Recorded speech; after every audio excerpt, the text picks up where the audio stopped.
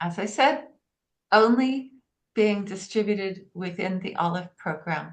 Don't worry. No, the world is not going to see you. Just us. All right.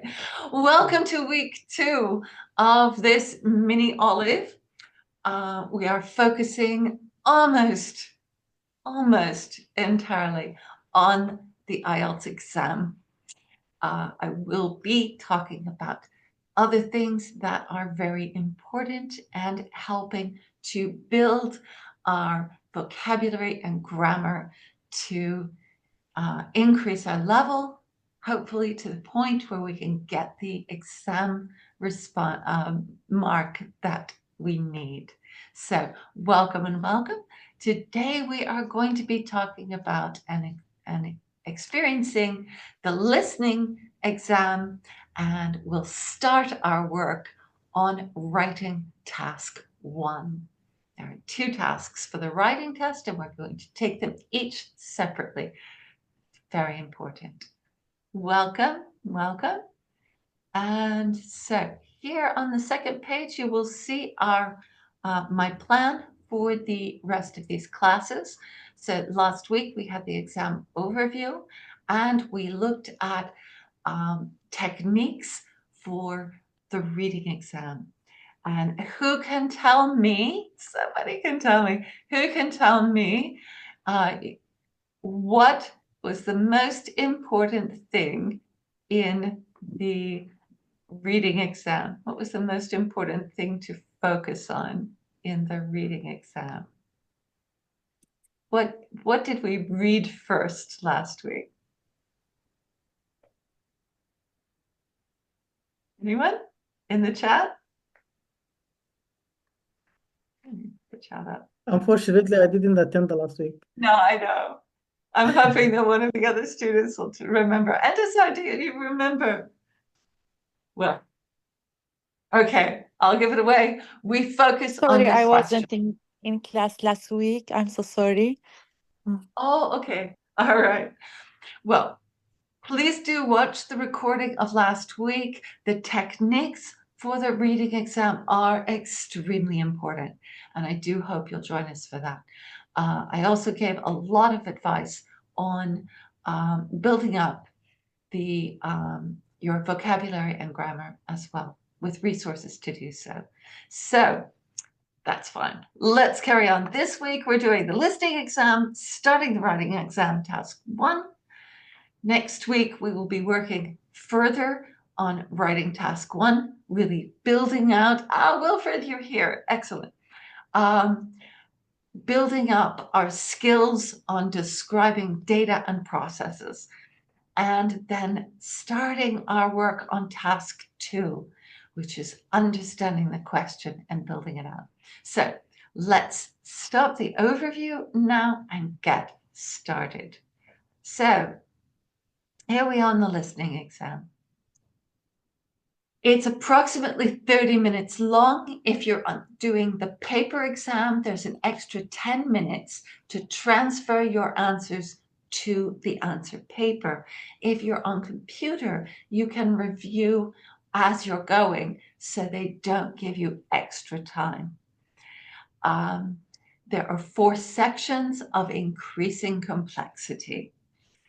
And we are going to be looking at section 1 and section 2 today. If we have time, we'll get to the monologue in section 4. But the entire exam that I'm going to take excerpts from today is in my resources that I've given you. And so you will be able to access it there and take the rest of that test and practice the skills that we're going to be looking at today. All right. So the first is a dialogue between 2 people. The second is someone talking about, what's available at the library, or as today, a little tour of a town. Section 3 is a conversation between up to 4 people, usually 3, in an academic setting. It might be students talking about their preparations for an assignment, or it might be them asking questions of a lecturer. And then the last is straight lecture. It's a short lecture on an academic subject, but written for a general audience. So it's no specialist language involved. So once again, remember, this is an exam that covers from band score 1 to band score 9, but there's only one test. So, do you think you have to get every question right? No, you don't. No, Here are the band levels. What band level do you need to get into your course?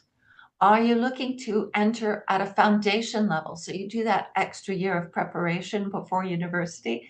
It can be really useful to do so.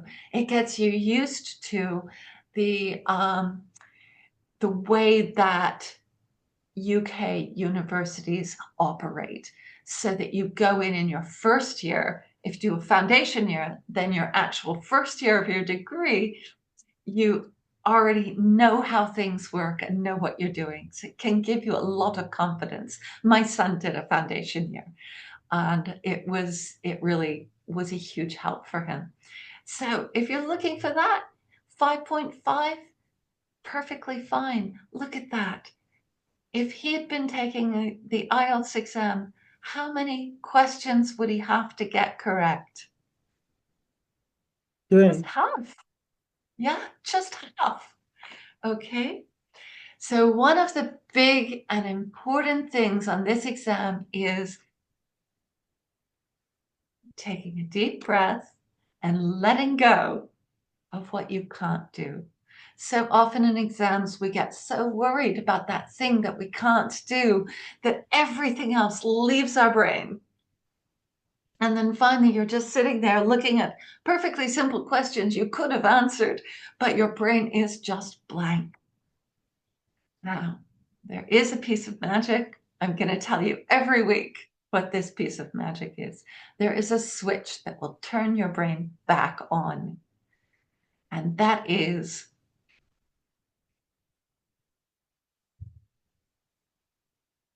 a big, slow, deep breath. And there's fMRI imaging to show that it restores the blood flow to the higher parts of your brain. So use it, all right? It works. So every time you study, every time you do something that is about this exam, make sure you start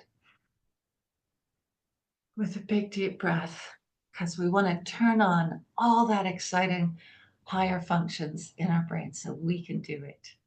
All right. So as you see, a lot of it is going to be letting go of the questions that are too hard, making sure you answer all of the questions you can answer, and then making guesses for the rest, because you don't get fewer points if you guess wrong than if you leave it blank. A blank and a wrong answer are the same, exactly the same on this exam. So you may as well guess. So once you've answered all the questions you possibly can answer, then guess the rest, and then you're done. Okay. That's our strategy on this exam. So, key techniques. Find guide words in the questions. Remember, we did this last week too. Some of you do. So, but you can practice it more by looking at the reading recording if you missed the class. Identify grammatical clues. Is it a verb or a noun that you're looking for?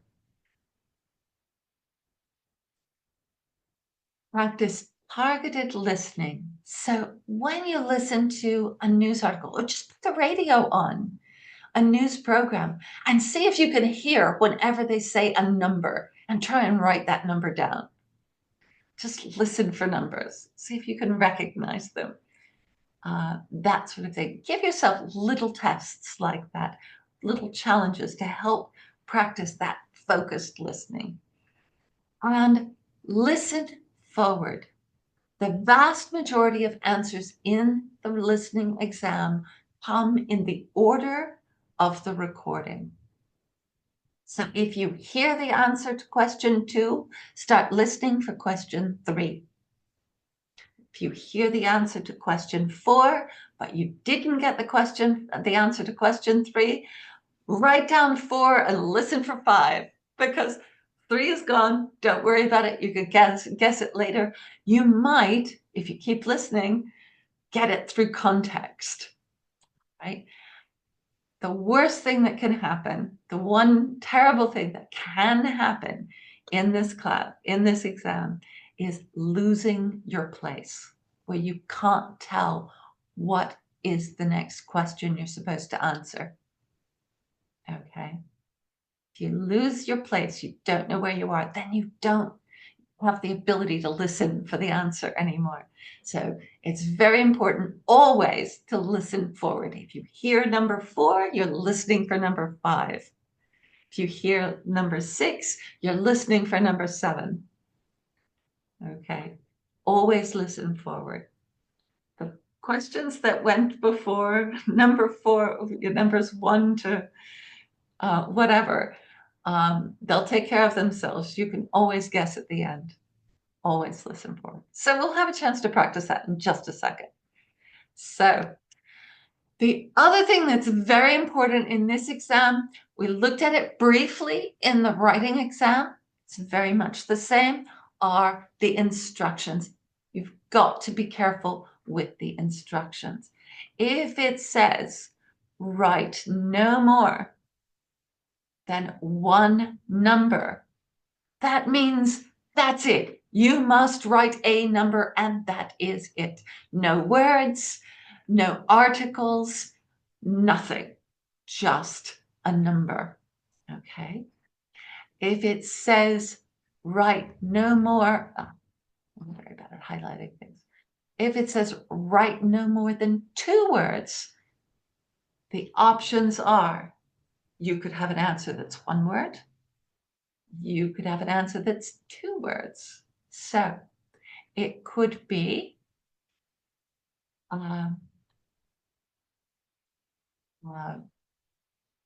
so 1 word or 2 words. So if it's if the answer is rose, it could be, you could write the rose and still get away with it. If you wrote the red rose, would that be correct? Would you be able to write that? If it was the red rose, would that be correct? Would that fit this instruction here?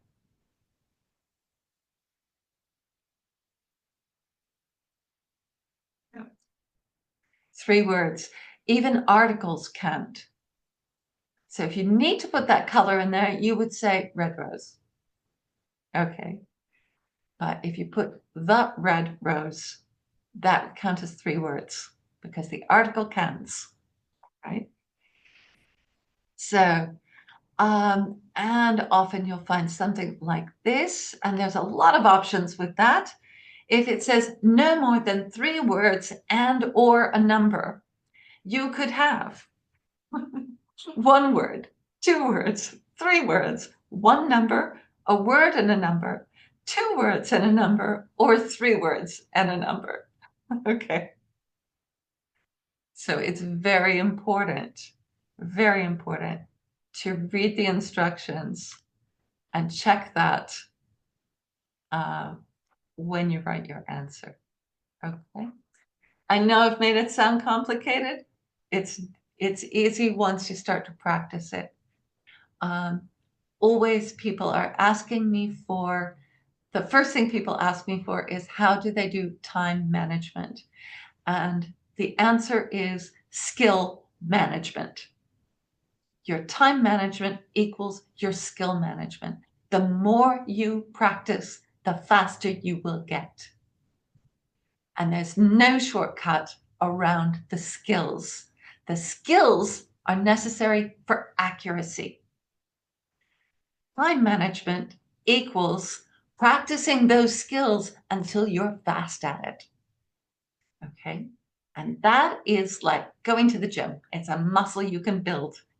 And so that's why I'll be giving you lots of things in the WhatsApp group, as well as all of the links to resources on this PDF. So there we go. Practice. You can find the practice on this drive, which I'll be using. So I can put this link. Yeah, just copy that link and put it in the chat as well. All of these exams are available at this link. All right. It is my practice drive, and the answers are there too. Please don't read them first. Read the questions first. All right. So let's see. Let's try the first one. How are we doing for time? Not bad. Okay. Right. So here's an example. This is practice. Section 1 is going to be a conversation between two people. This is someone ringing up to look for language classes. So the first thing to do is read the question. Now, nice thing is we've got a chart here, haven't we? Now, this is something you're going to want to practice by doing lots of these practice exams. So what do we do when we look at this chart? We've got 4 questions, right? We've got a blank and evenings. So what do we, and the word days. But if we look down at Japanese, we'll see that at the next one, and the top one is a level, okay? So in the first one, what's going to be here? Looking down at the next entry, we can see, what do we expect this to say? It's going to be the name of a day of the week, right? Or 2, possibly. And what is this one? What is answer number 2 going to be? 2 and 3 are going to be like this. Yeah. Those well, we don't have a number yet. So if we look at level, Chinese says level advanced. French here says level intermediate. So what do you think the 2 levels under Japanese will be? What are the usual 3 levels of a class, of a language class?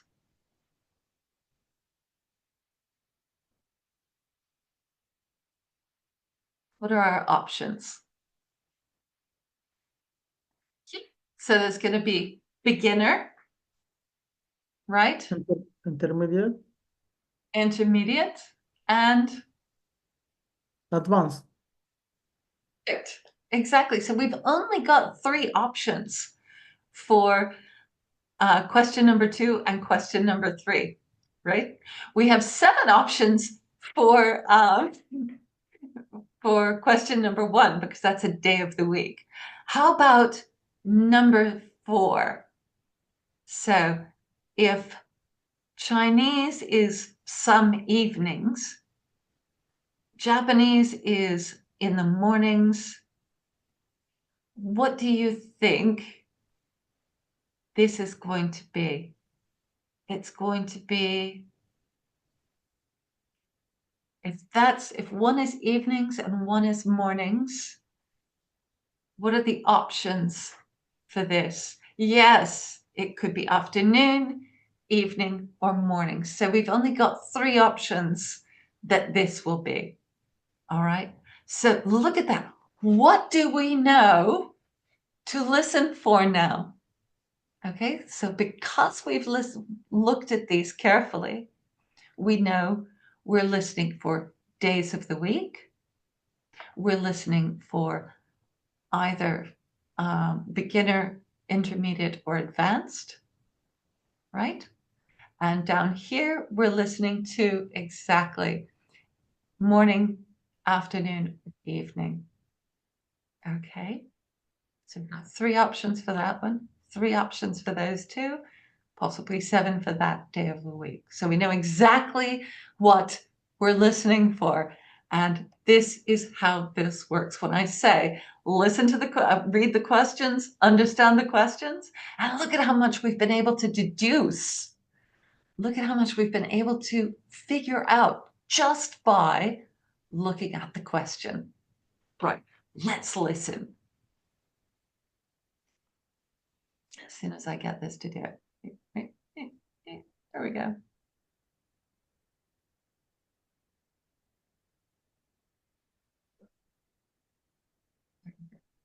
And contains, among other things, an interesting collection of rare. Section 2. Sorry, wrong one. I'll try this again. There we go. My Chinese. There we go. Listen carefully and answer questions 1 to 4. Good morning, Globetrotters Language School. How may I help you? Yes, I was wondering if you could give me some information on language classes. Certainly. What language are you interested in studying? Well, that's the thing. I'm interested in learning Japanese, but I'd also like to improve my Chinese. I don't know which to study right now. Maybe the class schedule will help you decide. Did you want to study in the morning, afternoon, or evening?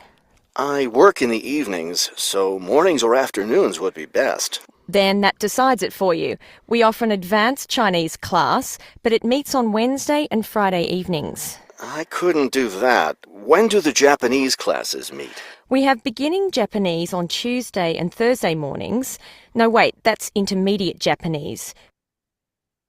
Which level do you want? Advanced? No, beginning, definitely. I know some Chinese and some French, but I'm a real beginner with Japanese. Well then, are you free Monday, Wednesday and Friday mornings? That's when the beginning Japanese classes meet. We also have intermediate French on Friday mornings. I could do those mornings, but I'd prefer afternoon. Don't you have anything in the afternoon? We have intermediate Japanese class on Wednesday and Friday afternoons. I really need a beginner class, so I'll take the morning Japanese class. Could you give me an idea of the cost?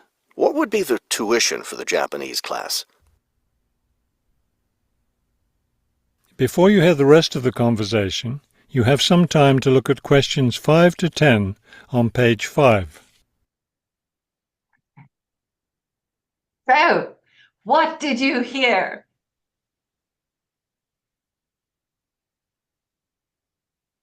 What did you hear?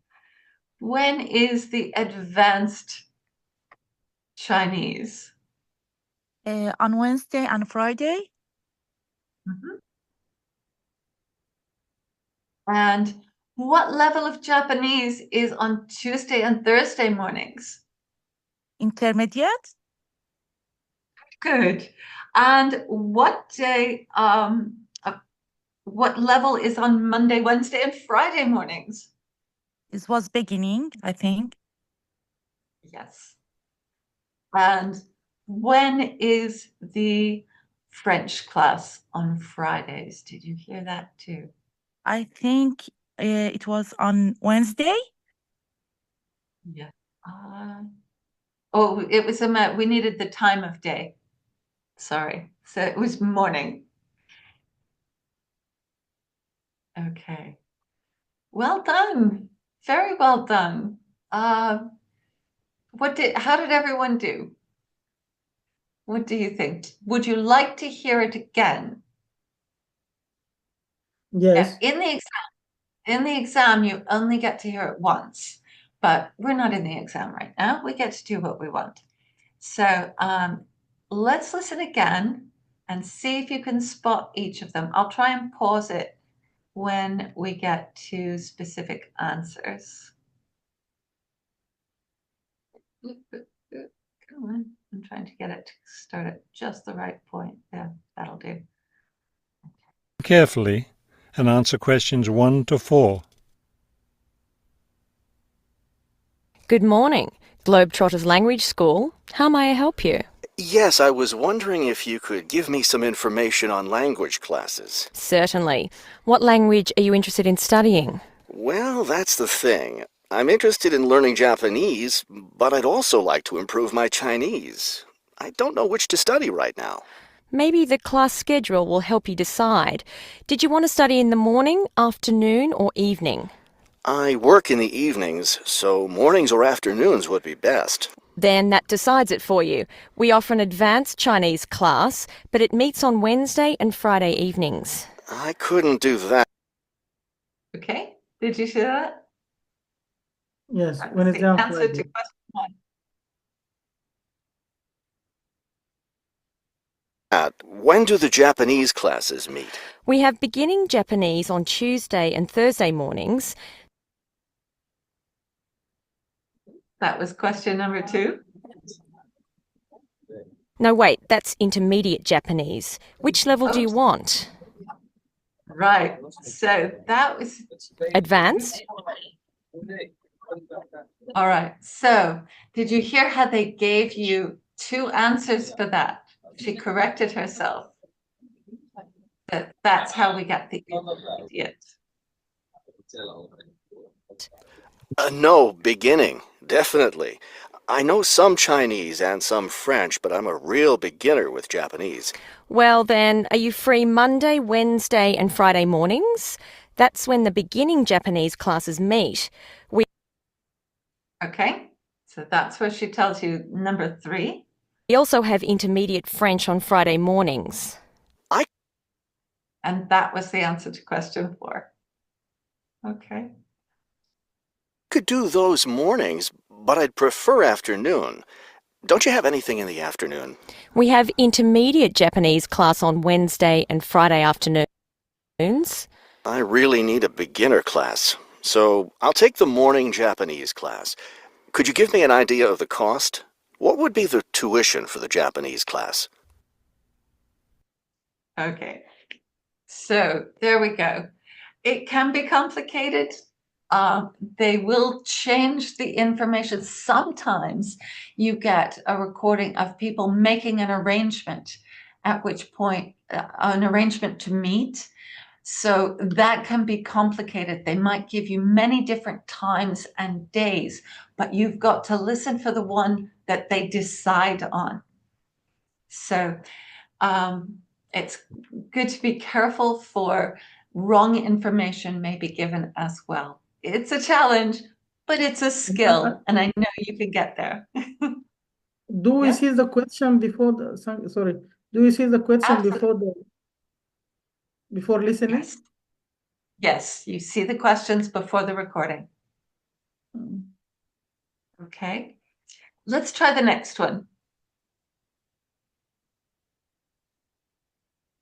So let's take a look at this. What are we going to be listening for?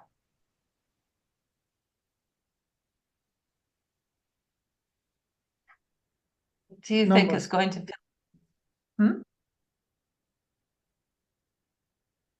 Numbers. Yes, we're just listening for numbers.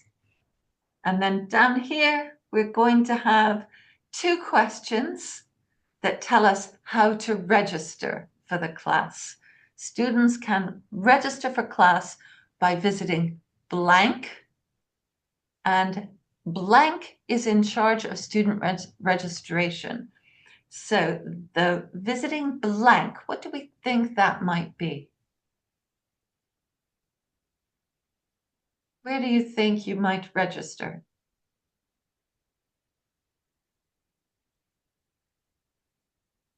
In the college or university? Yeah, it'll probably Site? be the It is site, it, like website. Can you repeat yourself one more time? Sorry. Sorry, I said it's maybe like a website or something like that. Oh, it's possible. Yeah, they could be talking about a website. Okay, or an What office. an office in the university or in the All right. college? So we'll have to listen for where the person needs to go, or either online or in person. And what do you think? What would be in charge of student registration? It's something that's almost always in the first section. They almost always include a question with someone's name. Name, Okay. So it's address. going to, you can guess that that will be the person's name who is in charge of student registration. Now, I'm going to warn you, these numbers will not be in exact order when they're said. So you need to make the correspondence when they say 1 week, that's when you're going to listen for that number. You need to be listening for these keys: 1 week, 4 week, 6 weeks, and 12 weeks. Okay, so make sure you're listening for those, because these will not be in the exact order given. Okay, ready? Do we understand the questions? Awesome. Okay.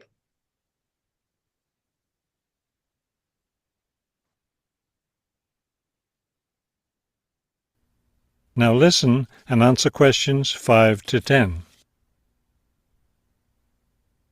The beginning level classes meet 3 times a week, so they cost a bit more than the other levels. For a 6-week course, the cost would be $575. That's a bit steep.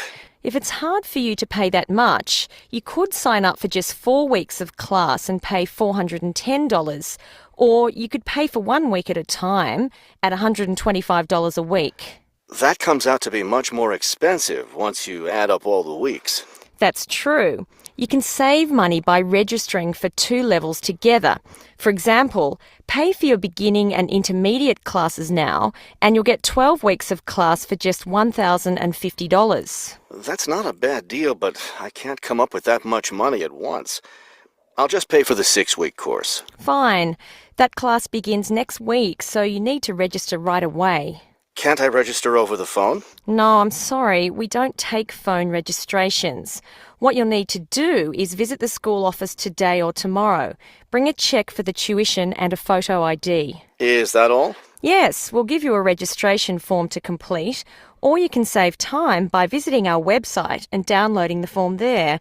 Complete it and bring it into the office with your cheque. Great. I'll stop by this afternoon. Fine. When you arrive, ask for Mr. Lindsay. He's in charge of student registration. I'm sorry, Mr. Who? Mr. Lindsay, spelled Lindsay. Thank you for your help. Thank you. We'll look forward to seeing you in class. That is the end of section 1. Right. So, how did you do? I'm going to give us the answers. So, here's the answers to these. Did you hear them? I tried to put the cursor next to the one that they were when we were hearing it. Okay. How did you do? All of them correct. Yay! Very good. Did you notice how she spelled out the name? That spelling actually counts in the reading and in the listening exams. So you need to make sure everything is spelled correctly. All right. How did everyone do? Do you want to listen to that again, or can we move on? Because we're going to run out of time if we don't move on. Okay. You can, what I'll say. Oh, okay. Well, you know what? It says no more than 3 words. Mr. Lindsay, I think, Wilfred, I think that in the future, yes, do put in the Mr. If there's two parts of the name, make sure that, like, if there's a first name and a second name, or if she specifically did say Mr. Lindsay. So yes, you would need to write that. Some of them have multiple answers. They might take just Lindsay, because part of it was what they were really testing for was, could you understand when it was spelled out to you? But there's a chance they might not accept it. So try to be complete so long as you stay within the word limit, right? We had no more than 3 words. So we could say the school office. If this said no more than 2 words, what would we have to do? We'd have to leave off the first word. We'd have to leave off the article, right? We'd just say school office. All right. If it was only 1 word, it would be office and Lindsay. But we had 3 words, so both of those are correct. Okay. And sorry, I have a question. Can Yes, we just please. say office? Yeah, can we just say it's office? Just write office. Is it wrong? Because you had 3 words, at least school office. Okay. One of the things, because this is a sentence completion, the perfect way to do it, the absolutely, completely accurate way, is to say the school office, because students can register for a class by visiting the school office. That is grammatically correct. So you want to try and make sure that the grammar is correct as well. So the school office is correct. All right. Yes, thank you. Whoops, I was only giving examples of if the word limit were shorter, okay, what the answer would be. But this has got 3 words, so we need to use what fits the grammar best. Okay. What is the question 10? Because it's not posted in the screen. What? Question In 10. charge. Who is in charge of student registration? Mhm. Can you not see it? I'm I sorry. didn't see it in the screen. Okay. There we go. Right. So, we've got a pretty short period of time left. The next one that I've got set up is this is a tour, and but it takes a while. So yeah, let's go. It's that, or we could go on to more of an essay. So the question is, do we do the tour or the lecture? Oops, sorry. There we go. Let's do section 4. So,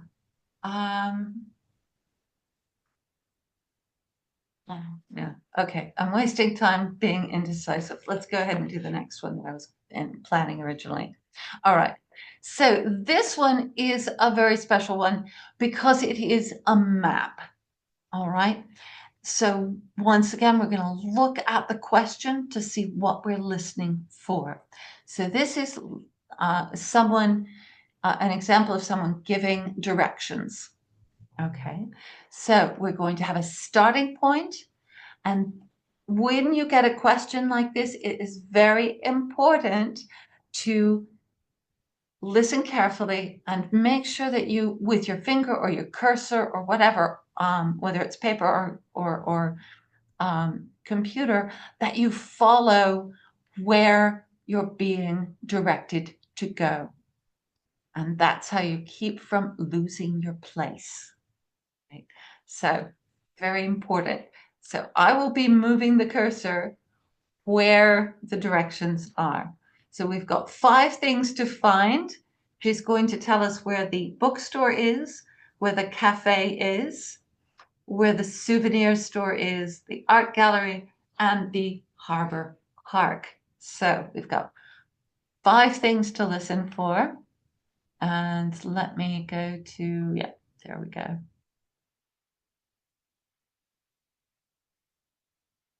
Section 2. Section 2. You will hear a There. tour guide giving information about a shopping district. First, you have some time to look at questions 11 to 15 on page 6.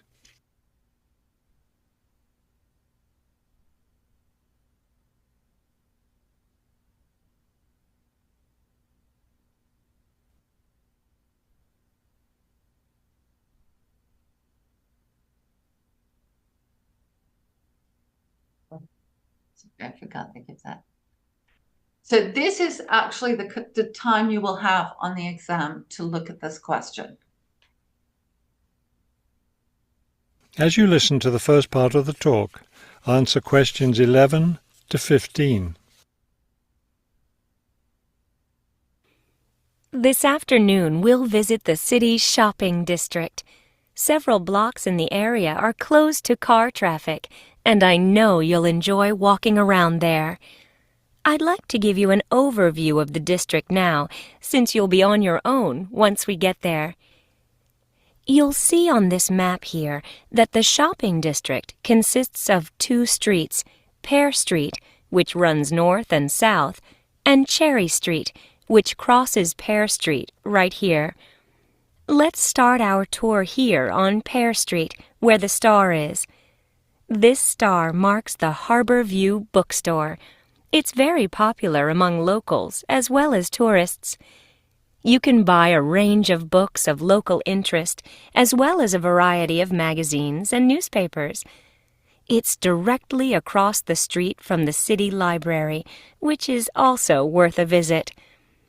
It's in one of the oldest buildings in the city and contains, among other things, an interesting collection of rare books. Now, moving up Pear from the bookstore toward Cherry, the next building on the left is the Pear Cafe. You'll notice it's right on the corner of Pear and Cherry Streets. It's a great place to relax while enjoying a delicious cup of coffee or tea. You can talk with friends or read quietly. They have a variety of books and magazines available. From the windows of the cafe, you can look right across Cherry Street for a lovely view of city gardens. It's a rather small garden, but it contains a variety of exotic plants and flowers. Let's leave the cafe and cross Pear Street.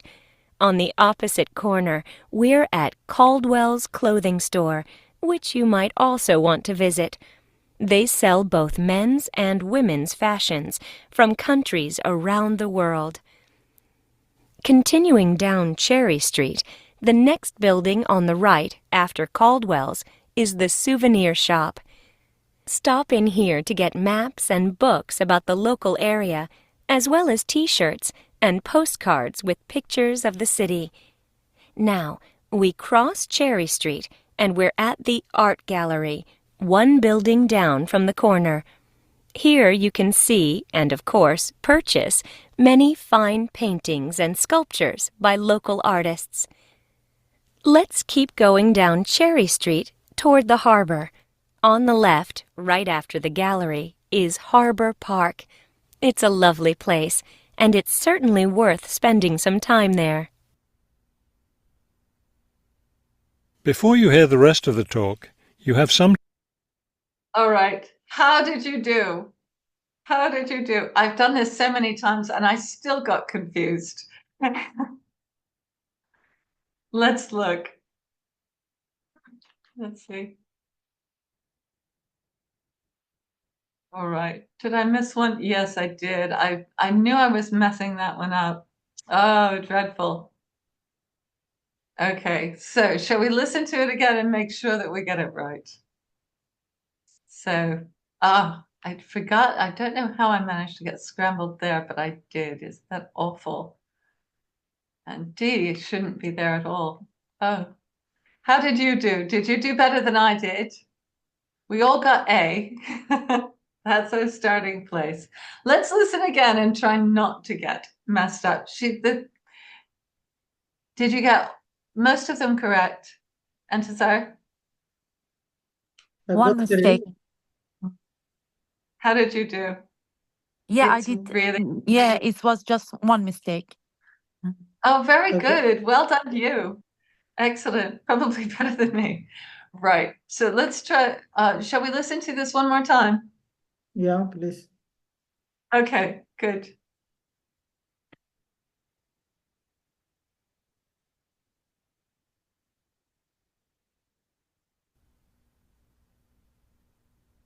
As you listen to the first part of the talk, answer questions 11 to 15. This afternoon, we'll visit the city's shopping district. Several blocks in the area are closed to car traffic, and I know you'll enjoy walking around there.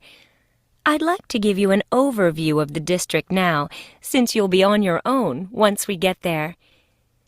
You'll see on this map here that the shopping district consists of two streets, Pear Street, which runs north and south, and Cherry Street, which crosses Pear Street right here.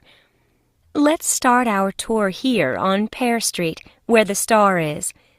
This star marks the Harbor View Bookstore. It's very popular among locals as well as tourists. You can buy a range of books of local interest, as well as a variety of magazines and newspapers. It's directly across the street from the city library, which is also worth a visit. It's in one of the oldest buildings in the city and contains, among other things, an interesting collection of rare books. Now, moving up Pear from the bookstore toward Cherry, the next building on the left is the Pear Cafe. You'll notice it's right on the corner of Pear and Cherry Streets. It's a great place to relax while enjoying a delicious cup of coffee or tea. You can talk with friends or read quietly. They have a variety of books and magazines available. From the windows of the cafe, you can look right across Cherry Street for a lovely view of city gardens. It's a rather small garden, but it contains a variety of exotic plants and flowers. Let's leave the cafe and cross Pear Street. On the opposite corner, we're at Caldwell's Clothing Store, which you might also want to visit. They sell both men's and women's fashions from countries around the world. Continuing down Cherry Street, the next building on the right after Caldwell's is the souvenir shop. Stop in here to get maps and books about the local area, as well as T-shirts and postcards with pictures of the city. Now, we cross Cherry Street and we're at the Art Gallery, one building down from the corner. Here you can see, and of course purchase, many fine paintings and sculptures by local artists. Let's keep going down Cherry Street toward the harbor. On the left, right after the gallery, is Harbor Park. It's a lovely place, and it's certainly worth spending some time there. Right. So, big deep breath. Always a big deep breath before she starts talking, and really follow along. Was that easier to follow the second time? Yeah, very Right. easy. Once again, this is, like I said, this is a skill that we have to build up. We'll get faster and better at it the more we practice. So there are, yes, please. If you've got a question, just Okay, go ahead. sorry, teacher. And the Yeah. lady said, down the street, left of the art gallery. Left of the art gallery. I think it's number G.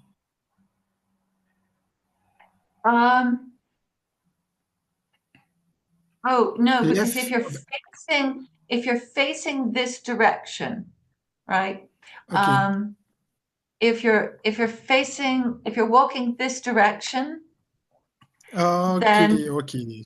yeah, then that's on your left and this is on your right. Ah, sorry. Okay.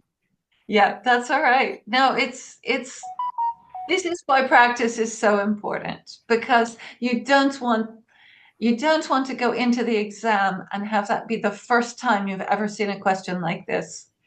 This is why we do this. This is why I have Okay. all of the practice resources in my account. Sorry for you. Poop, that's the wrong one. Let me get the right one up. Yes, there we go. And I will bring this over. So this is the example of the listening one. This is what listening one looks like in my drive. And I will once again, oops, let me just clear that.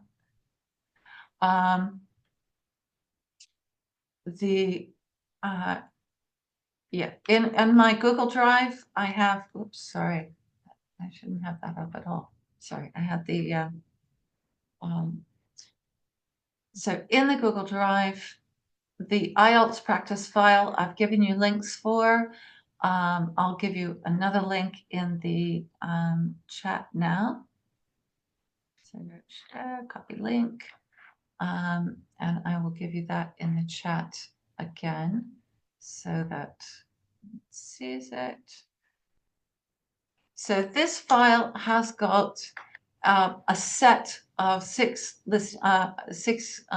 practice exams. So if you go into listening one, which is where we were, you will see there are the questions. The PDF listening one has the questions. The answers are there, and you can play the audio tracks to follow with the questions. Okay? So each of these, so I've got 6 of these that you can practice. You can do them over and over again, really focusing on those skills.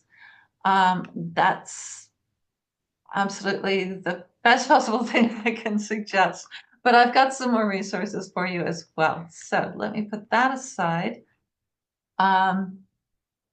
Once again, I do have on here, so you will get these slides as a PDF. You can also do this one, but we won't have time to do that today. But so you can listen to that one as well based on this PDF. And there we go. Here are some more really good resources for listening. Let me see if I can get this one up. If I can, it's particularly good. Sometimes it's working, sometimes it's not. So I have backed up most of it so that I can get there. Is it going to work? Yes, excellent. So this is an excellent source for listening practice. Like I said, the link is in the PDF of this class. These are some TED Talks, and they're delightful because you've got the questions that you can download, and you can go to the link. Oh, I don't know if it's got a link to the, okay. Well, if not, it will be in my drive. I think I've got those there. Let's see. In IELTS practice, yes, there's a TEDx IELTS practice section. Whoops. Say about it, shuffling things. So if you go into the TEDx, then there's the PDFs and the links to the videos. Okay, so you could go into there, and that's the links to the videos that those questions apply to. I really recommend doing those. They're a challenge, but excellent practice as well. So let me put that away. There's more listening practice at IELTS Academic. They have some really good 30-minute daily workout. Clips of BBC. The more you listen, the better you'll get. Try and listen for specific information, that kind of thing. It's very good. And also the IELTS Up website has some very good practice. So, and of course there is also my favorite YouTube account. Let's see if this will come up correctly. YouTube.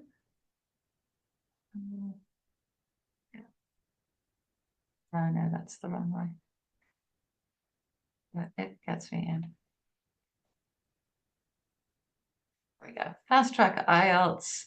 Asia is the absolute best person online on YouTube for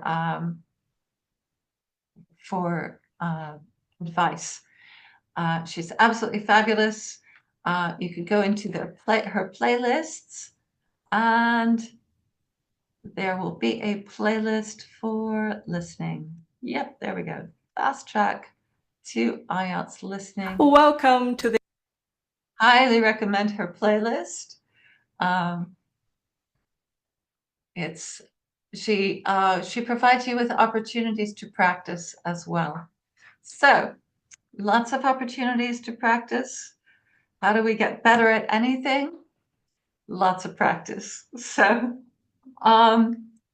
thank you. Any questions about the listening exam at this point?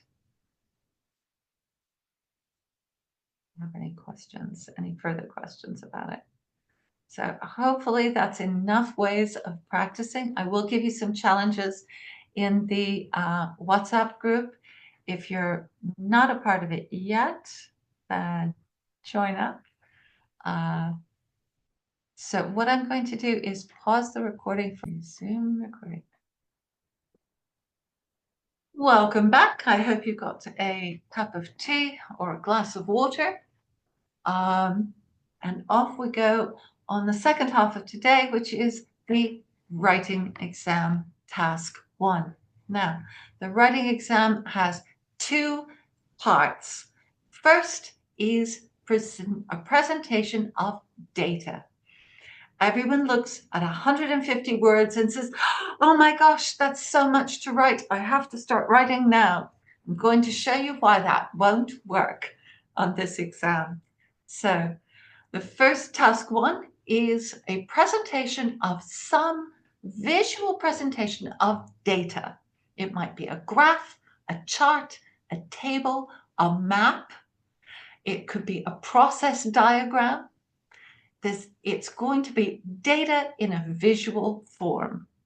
And your job is to describe it as accurately as possible, including any relationships between elements of that data. Okay? No opinions, however.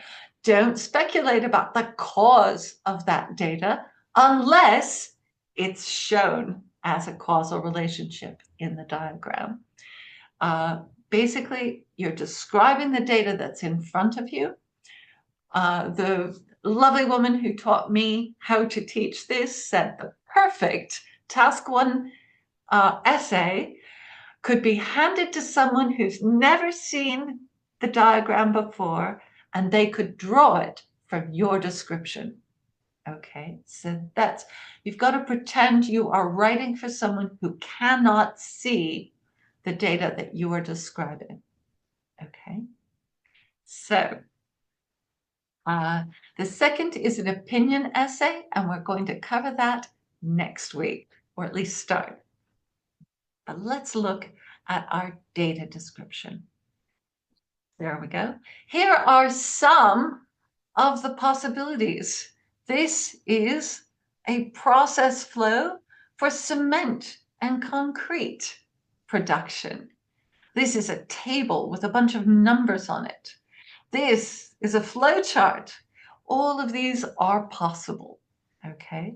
Here's our two maps of the same place. Here's another one with two maps of the same place. How would you describe the differences between these two maps? What changes have taken place between this map and this map?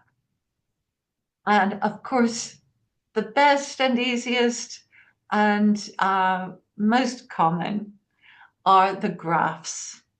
Okay, so these are the things you can expect to see. Most important, what did I say before? No opinions. What are the key features? What are the things that are super important? All right. And what changes are happening? What's the difference between these two maps or these two maps? What's been done? What's made it different? And how do these features relate to each other? So purely describing data. All right. So there's a very simple format to this. If you follow this format, you'll get the marks, okay? I do promise it. Even if your vocabulary and your grammar are not off the chart, fantastic. If you don't have level 8 grammar, you can have level 8 structure. All right? It's super important. So the first sentence describes what you are looking at. That's it. That's your first sentence. Second sentence is a summary sentence or couple of sentences.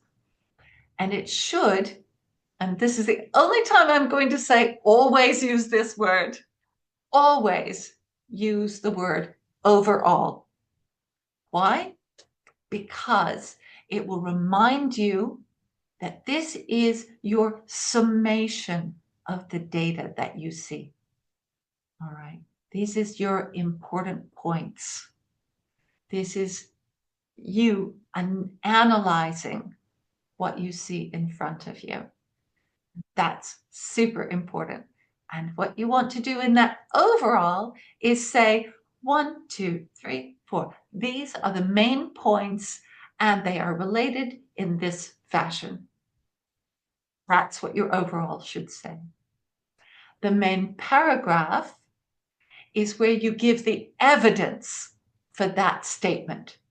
Here is the data that makes this point important. Here is the number that makes that point important. Here's the way these two elements compare to each other and the exact numbers by which they do it. All right? That's your main paragraph. And then in the conclusion, you can summarize your analysis, which is basically just rephrase, restate your overall statement. And that's it. By the time, if you have done all of those things, you are going to have your 150 words, I promise. So once again, just like the what I was saying about the time management, it's not about time management, it's skill management. Getting the number of words isn't about making sure you write enough words. It's making sure you have done these 4 things. If you've done those 4 things, you've got enough words. I'll guarantee it. All right. So let's keep going. Most important thing is to make notes before you start writing. It is absolutely the most important thing. If you do not, you will miss half the marks on this exam. Let's see why. This is, I know it's terribly tiny. When you've got it as a PDF, you'll be able to blow it up. But I wanted to show you, this is the assessment criteria.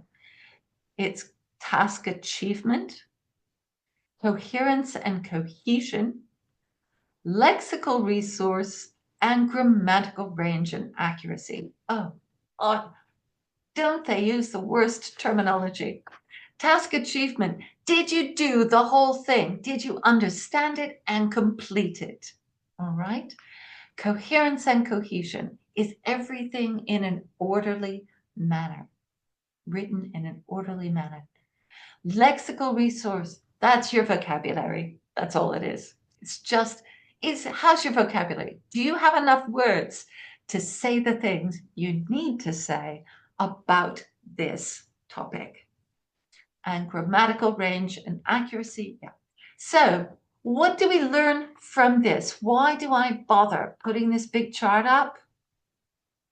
Because vocabulary and grammar, oops, I left it on pointy thing. I didn't mean that.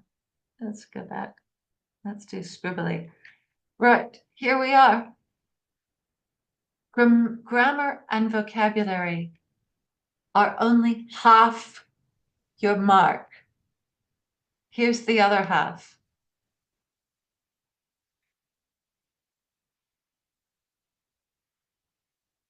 There we go. Here's the other half. This is the important part. Can you improve your grammar and vocabulary? Absolutely. I'm going to be giving you things every day on WhatsApp. I'm going to give you tons of resources in the file with this PowerPoint. Loads of resources. Your job, whenever you're not working on this, is to work on your grammar and vocabulary. Okay, that's how you raise those. But here, I'm going to show you how to get full marks on task achievement and coherence and cohesion. And it's all about the plan you make before you start to write. So 20 minutes to write this essay. It'll never happen. Yes, it will. Spend 5 minutes looking, thinking, making notes of your ideas. Okay, 3 to 5 minutes, at least 3 minutes. Okay, I know it's hard. Everyone thinks they need to start writing. What you need to do in this exam is start thinking. So once again, we're going to take a big deep breath so that we can focus and have our mind super sharp to see exactly what we need to do. All right. So, how to plan. We're going to make notes. Notes should be single words or short phrases. Do not write sentences in your notes. If you write a sentence, I know you think it's a great sentence. We all do. But only use 3 words from that sentence that you think you want to write. If you write a full sentence when you are planning, you will repeat that sentence more than once when you write your essay. It happens every time. Okay, I've had a lot of students go through this. It happens every time. Don't write sentences, write words and phrases, because any sentence, if you actually do repeat a sentence in your essay, it will be deducted from your word count. Okay, that's why it's that important. Okay, so no sentences, words and phrases only. Add numbers for order. So once you've written down all of the things that you think are the most important, put numbers next to them. Which ones are you going to talk about first? Which are you going to write about later? And then write down any words. So remember that fabulous sentence that I told you not to write down in your notes? Yes, but write down words from it. Signposting, did you use? What's signposting? Signposting is first, next, And therefore, however, on the other hand, those are signposts. They tell the reader that you're moving on to another subject. Okay. Right. So let's take a look at one. Oh, and here are some ideas. Everyone, there's lots of ways of organizing your thoughts when you're making a plan to write. Some people, if you've done mind maps in the past and that's comfortable for you, great. Put the main thing down and start sticking the ideas together that way. Some people, I often use just an ordinary outline when I'm making notes. But I find in the exam setting, making a table so that you can break things down. So key features, what are the most important data points? Excellent. I can note them down. I can note the example. Comparisons, what are the things that I'm going to be putting together? So with a table like this, you can very easily then go in and go, okay, I'm going to talk about this idea first. I'll go to that one next. And then I'll do these two comparisons in the same order. Okay. So get those ideas down. A table is a really easy way of organizing them. And then give yourself a little vocabulary list. What are some synonyms for possibly as my challenge for my News and Levels challenge this week? What's another way of saying increase or get bigger? Okay, so break down a few of those that you think you want to use. So how do we get started? Let's look at a graph. All right. So locating key features. This is our most important task on here. This is going to give us what we're going to be talking about in that main paragraph. It'll give us the content of our overall statement. So one way to do this, once you understand what the graph is, okay, the graph above shows the stock price of 4 technology companies between 2011 and 2016. Pick now the task is to pick 2 to 4 features to include in your overview. So what 2 to 4 features? One way to do it is to literally close your eyes, open your eyes. What are the first things you see? So if you do that now, what are the first things you see in here? You can use the annotate if you want to put a star or something next to them.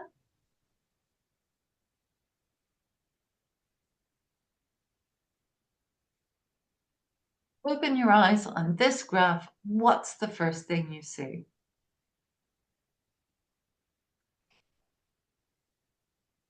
The name of the companies. Okay, but as first looking at the data, look at the data. What do you see? What jumps out at you? Where does your eye immediately go? Sorry, can I speak? Yes.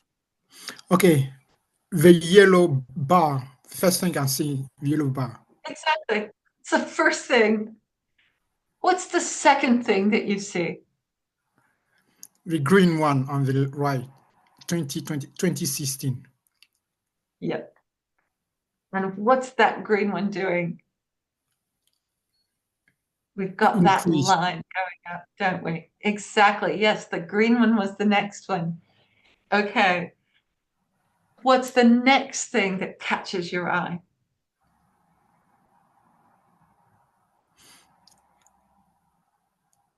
The red bar. Yes. And what is the red doing? It's that Uh, flat line there, isn't it? Yes. Yes. Exactly. Exactly. So there we go. There's our 3 key features. Well done. So now all we've got to do is to describe them. Well done. That's the task. And what are the relationships? Then we can start thinking about the relationships between them. And what's happening to the blue one now that we've had a chance to see the most exciting bits? What's the blue one doing? The blue one disagrees. Yeah, it's the only one that's decreasing, isn't it? Yes. So the yellow shoots up, drops back down, but still goes very low in 2025.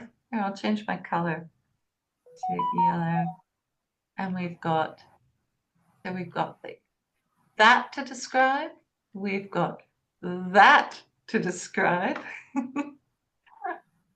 And it goes up a bit. We could spend forever. You write the whole essay just on this line, right?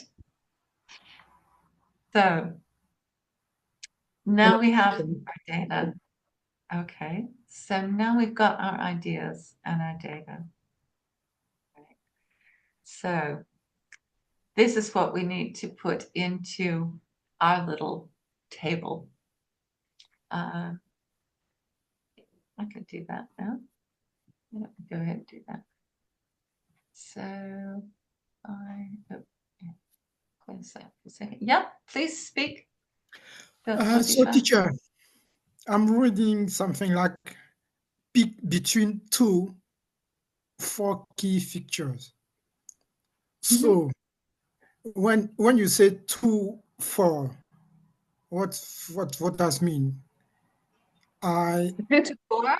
They're just this is from a specific exercise that's not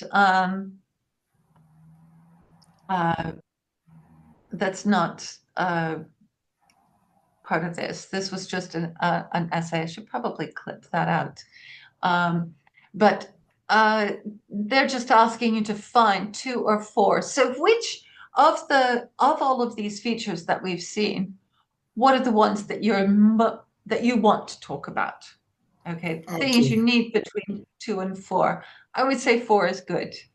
I lean towards more, but because I want you to have plenty of things to discuss so that, and here I'm going to make our little table. So make it small so it fits down in the bottom corner.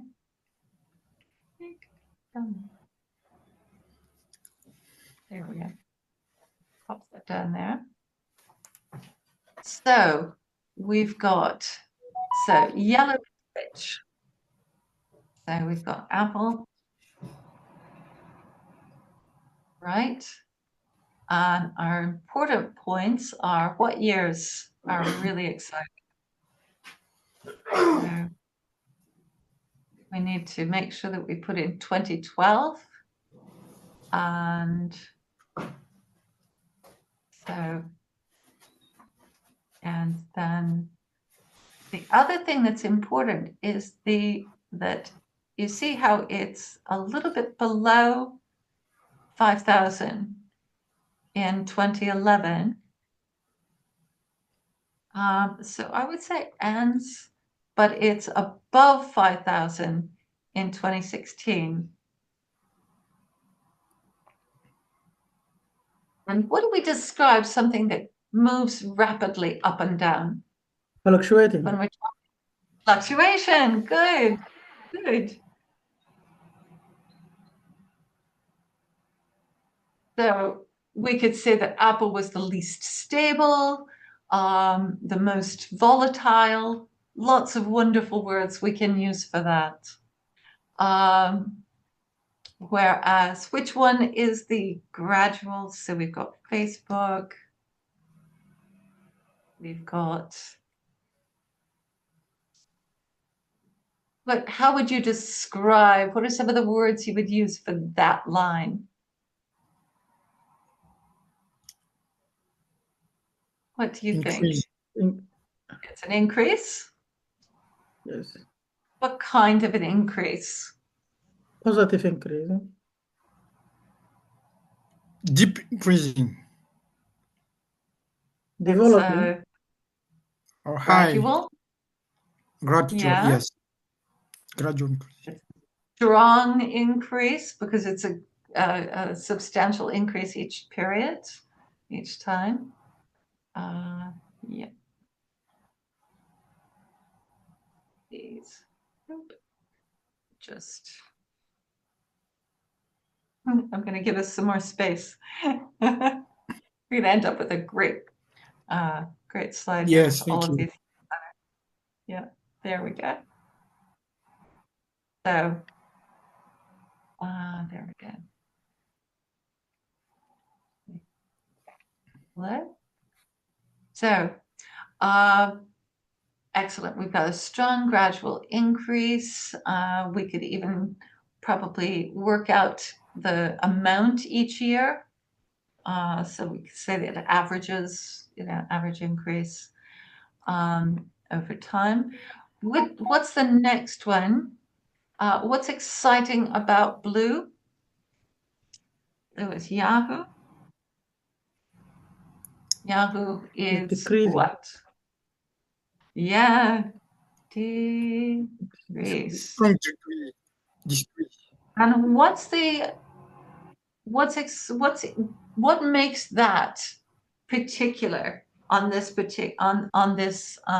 graph? Is any other line decreasing?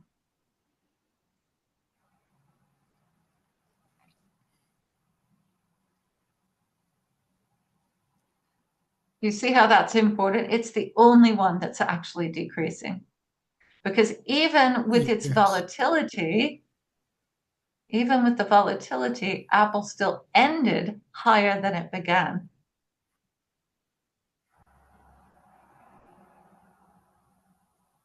All right.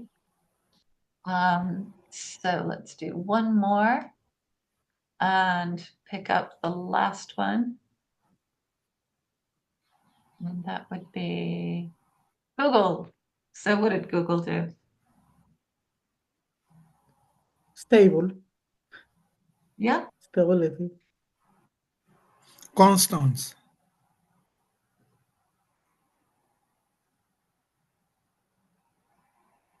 Unmoving.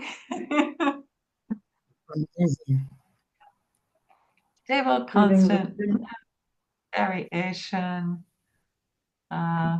giving the same rate. But actually, we've already said stable and constant, no variation. But what is it also? What else is Google compared to all of the others?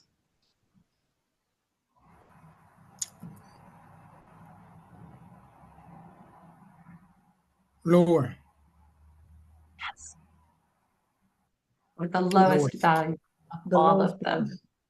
Yeah. Lowest. Stable and constant, but the lowest value. Excellent. Really good.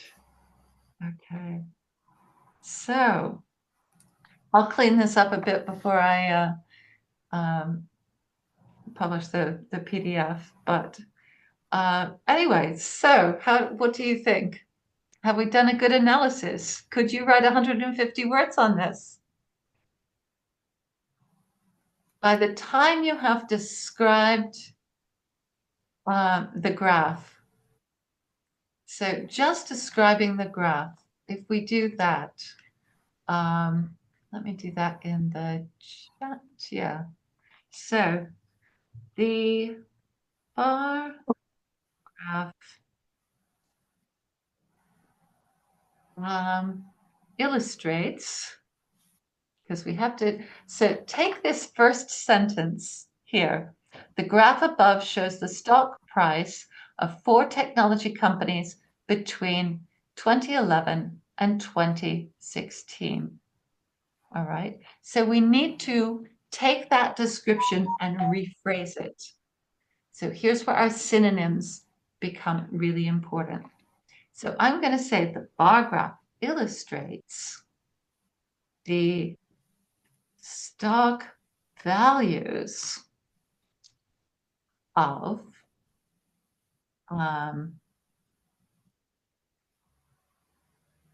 Oh, yeah, how about the changes in stock value, or variation in stock value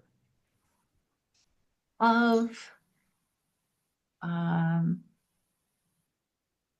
the 4 major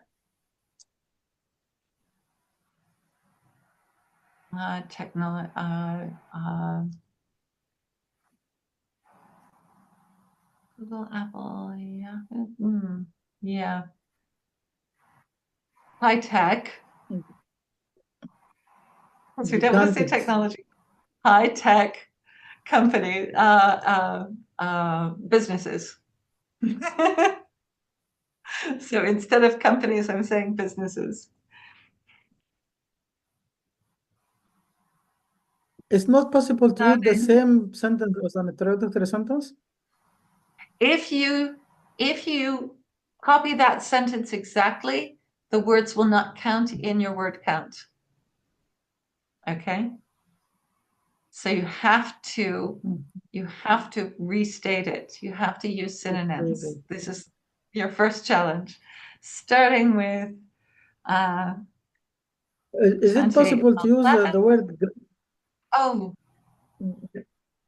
and we're going to say annual stock changes because that's we've got one data point for each year. So I'm going to say annual stock changes in tech businesses starting with 2001 and ending in 2016. Okay, so here's my rewording of that sentence, my description of this graph. All right, so how many words have I used?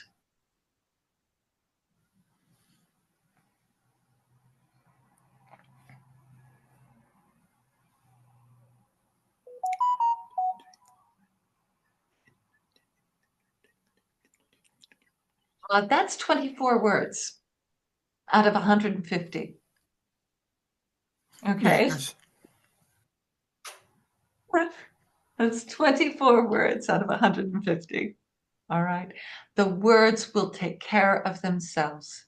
If you do the work, if you put in all of the things that are required, the description, the overall statement. So just think, once we write that overall statement, we're gonna be close to 50 words.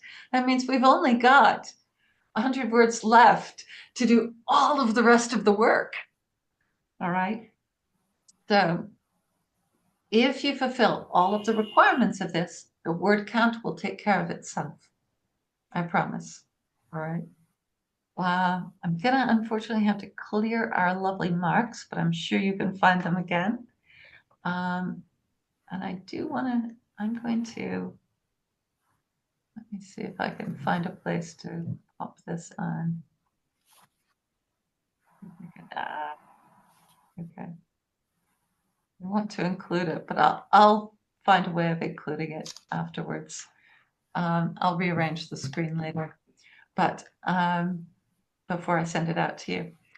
But I wanted to make sure we had everything. So how's that for a process? Okay, it took a lot of time this time, but we practice it, we'll get faster. So let's try. Here's another one. What do you think? What do you think?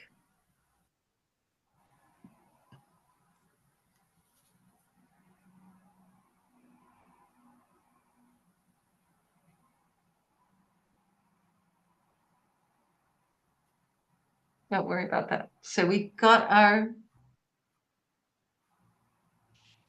description of what the graph shows. So we know what we've got to paraphrase. What does the data say to you? What do you notice first?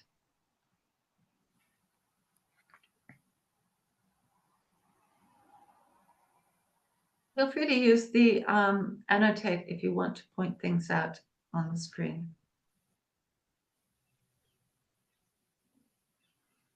So what I see first is the orange Yep. colors. Yes. And the blue one. Uh-huh. And the red, the small one, red. Mm-hmm. Yes.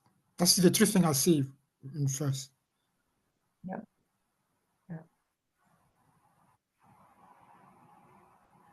The red So, one, because it's very small.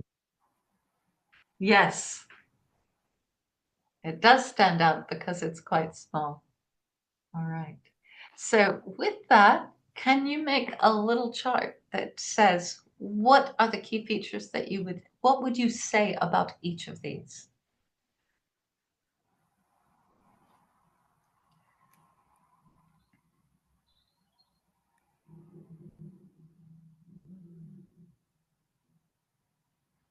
Sorry, say again, please. So what would you say about each of these? Try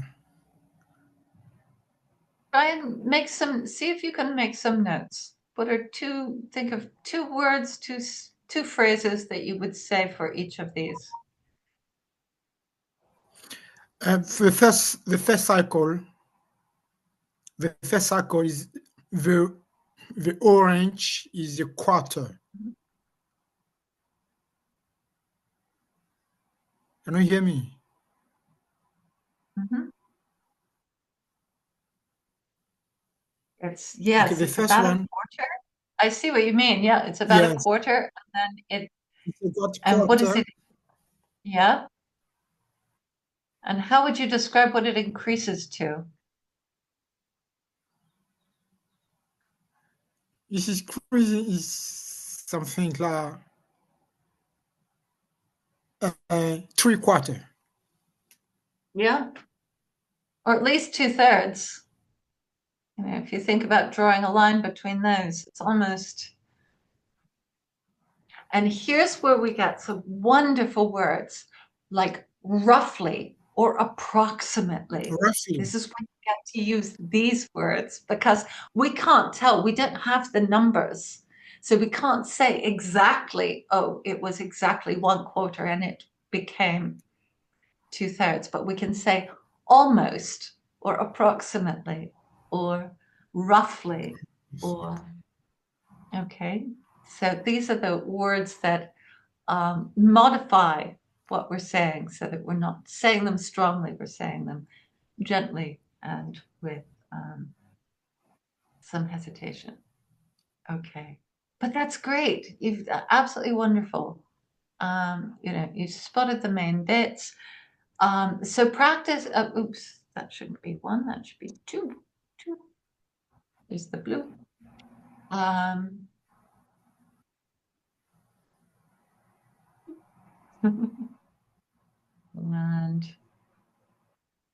How do you spell roughly? roughly. Oh, yeah. Roughly. Roughly.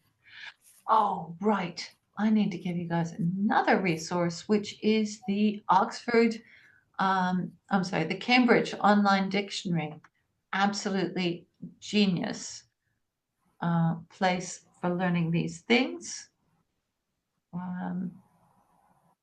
So I will remember to do that shortly. Yeah. Move it. There we go. 3. And over here.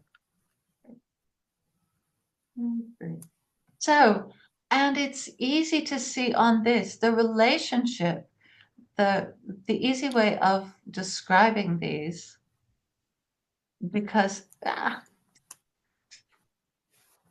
except when I grab the wrong thing. There we go. All right. I was just trying to grab that 3 and move it up slightly, but I'll tidy this up later. The yeah. Okay. So we've got the relationship. So what we can say is that while number 1, or the rice production in Japan was exploding, right? So there we get a chance again to use our enormous increase words, right? While that was happening, these were shrinking, both Vietnam and China were shrinking. Okay. Actually, all of the others are shrinking, aren't they? Because even the red one, even Korea. Okay. So, excellent. Let's move on. So once again, remember we've got the description of the image, the overall statement, data paragraph, and a conclusion. Let's see how somebody else did this. One of my favorite things to do is to take sample responses from exams and work out, okay, how did they do this? How did they make this happen? So let's take a look at this. So here we've got this very sort of scribbly, we've got a line graph. Line graphs are great because they show trends. So how have they described it? The line graph shows energy consumption by fuel type in the United States from 1980 to 2008 with projected use until 2030. Okay, so there we go. We've got that described. And there's our projection from 2025 to 2030. Let's look at the overall statement. What have they said in the overall? Overall, fossil fuels have been the dominant type and will continue this trend in the future. Nuclear and renewable energy sources. So all of these are the fossil fuels, and then we get to nuclear. And renewable energy sources have represented a small but significant portion of the total energy use. And despite small projected gains, it is projected that they will continue doing so, being only a small. All right. And then what do? Now they're talking about how much of each of these.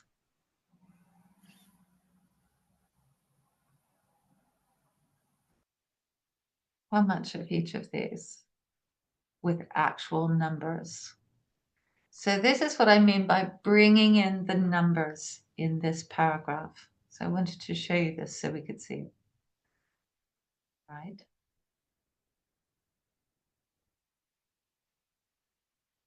And it says the original starting numbers and then the final numbers or the numbers in 2008.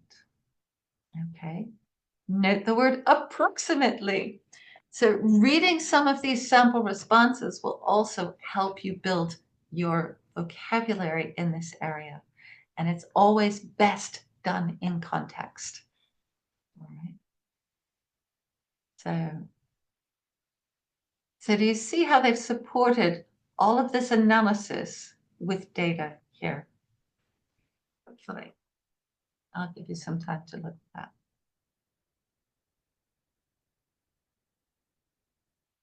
Right.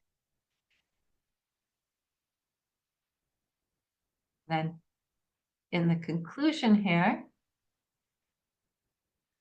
we've got a basic assumption in the basic description of the fluctuation and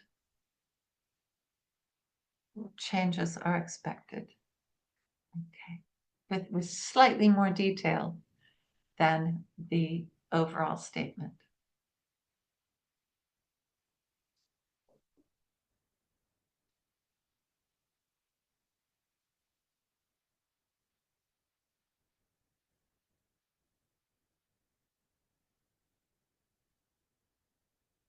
Any questions on this?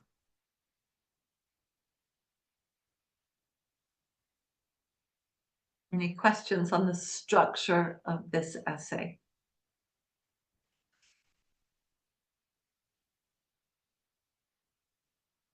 Good. What I would love for you to do is give your best try.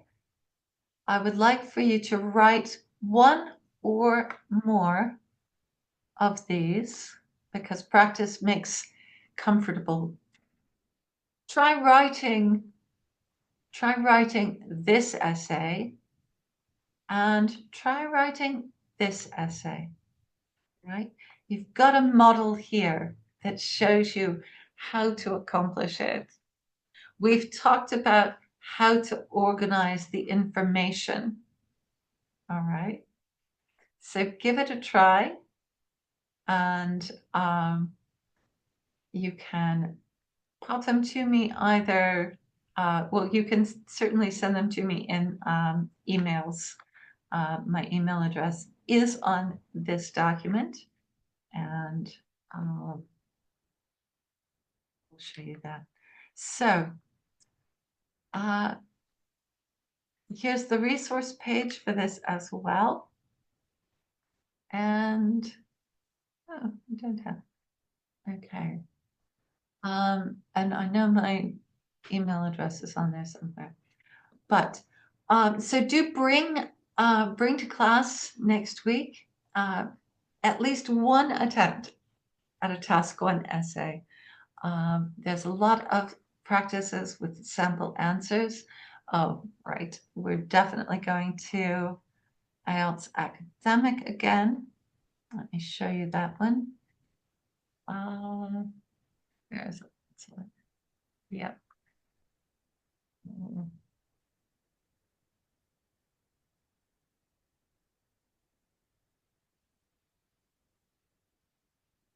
Right. That's a link to this. These are some of the absolute best practice exams for this. They've got really good, oops, there we go. They've got really good examples, and you can see there's practice for writing a process, a line graph, a bar chart.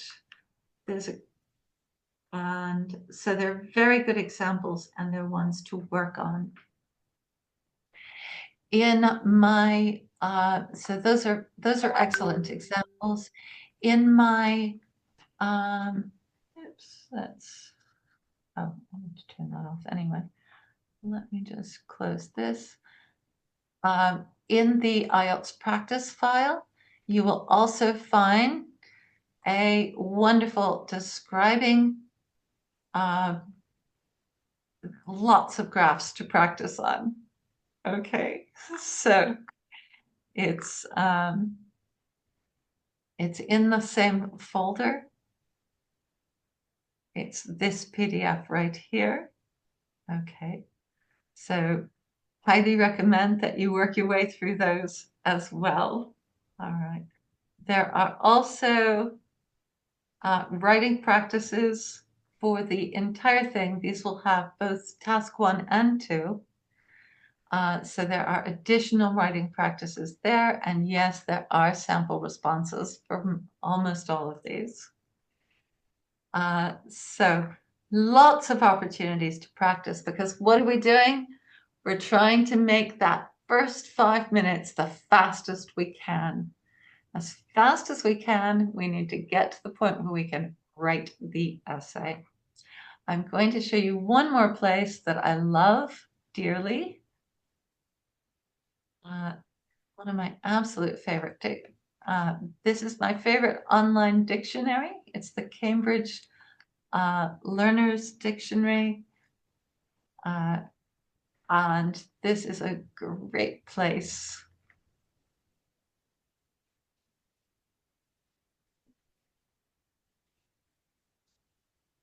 There we go. Let's look up increase. We've got a description, a definition.